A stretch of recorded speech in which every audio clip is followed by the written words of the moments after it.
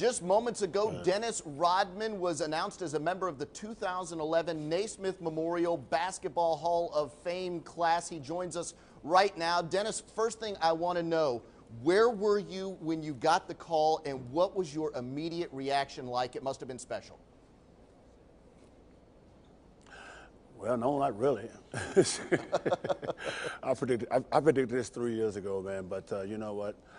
Some things came about, but I think that I knew I was worthy of this award years ago. But I just told myself, I said, if I get in, great. If I don't get in, you know what? It's not the end of the world. I just think that, you know what?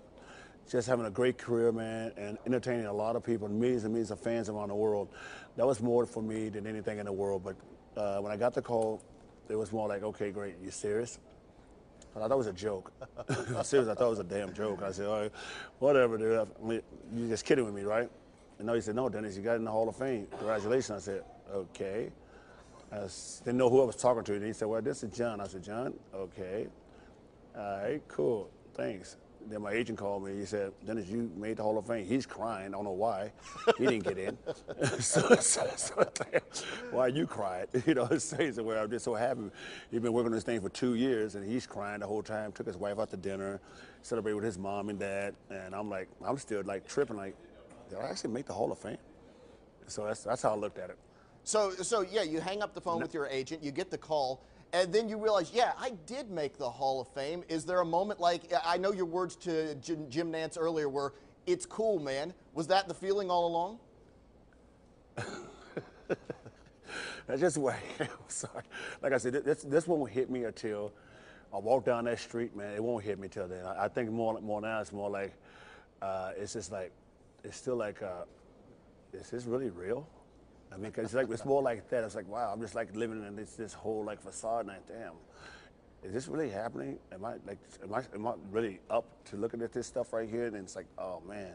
So I think tonight, I think it's probably stinking a little bit tonight because it's actually, I'm going out in front of 80,000 people at halftime, and they're gonna say your name and say, wow, I guess this actually is real. And because I'm not used to being around people that's like this. I'm used to being around, you know, the scene on the beach and stuff like that, and not coming in here and being all cordial and being cool and stuff like that. So you know, like I said, these people right here have been very cool to me. They've been very honest and been very direct, and they look way beyond my whole like criteria of being off the court and stuff like that. They looked at the guy, Dennis Rodman, on the court, what he done and what he contributed to the NBA. So when you think about it, yes, obviously it is real. In a moment that was real for you earlier, the Detroit Pistons retire your number. Why was that so emotional for you? Because we know it was emotional. And do you think this could be that emotional when you're inducted on August 12th in Springfield?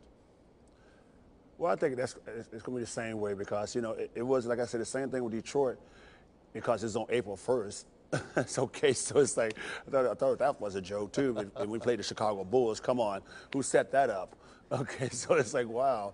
But you know, once you go back and relive, it's like open a wound it's like open up a box of candy that you've been waiting for years and years and years, and all of a sudden you finally get to eat it. And my God, this is delicious. But it's like, I got there, I saw all the people that I've seen for years. I've never seen in years and years, and they still love you. They still like you. I think that what really got me more than anything because I thought that they forgot me. I thought that the fact that, you know, since I haven't been back there in 15 years, that they say, you know, Dennis, you know, we thought that you disrespected us. They didn't even come close to that. They said, you know what, we miss you, we miss you, we miss you.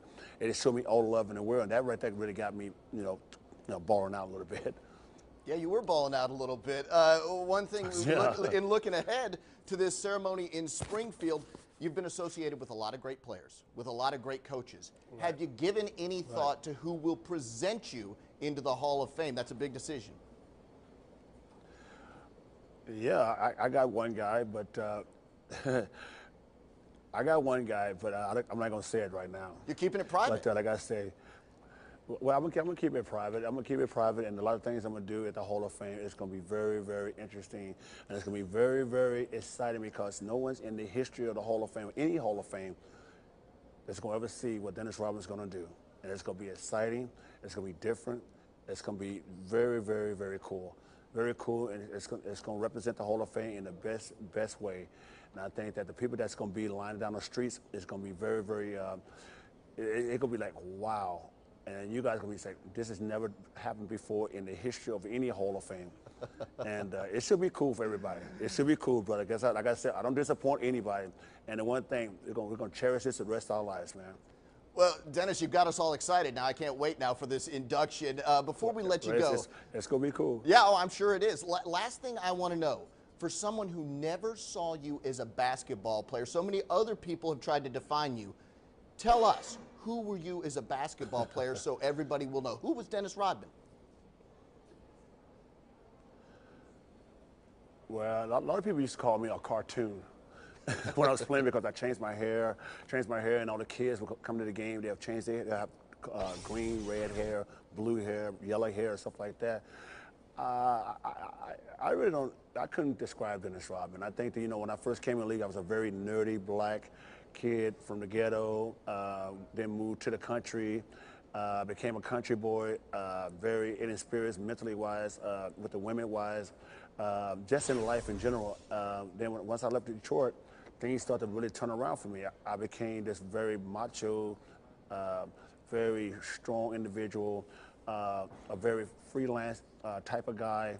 And then when I left San Antonio, I went to Chicago, and things just took off from there. I don't know how it happened. It just happened. I just, you know, I didn't really read books or anything as far as like trying to be a fashion statement or an icon or something like that. It just happened. And defining Dennis Rodman, I think you have to do a lot of character build up to get to that. And I think once I get to the Hall of Fame, I can actually describe that and probably answer that. All right, Dennis, so it is real. I want you to know it is real. Congratulations, you are a Hall of Famer, the third member of that Chicago Bulls Big Three, Michael Jordan, Scottie Pippen, and yourself going into the Hall of Fame. So congratulations, bud. But you know what? Let me add this to you. You know what's amazing about this? What's that? If you can look this up, how many teams in the history of sports, has had 3 guys from the same team in 3 years in a row? Yeah, I think that's a three-peat, right? That's another three-peat for you, guy. That's a third three-peat for the Bulls. That? So congratulations for that too, man. Brother, I'm just saying, look it up. Look it up. Okay, we'll do that, Dennis. Look it up. All right, brother. Congratulations, man. Cool, baby.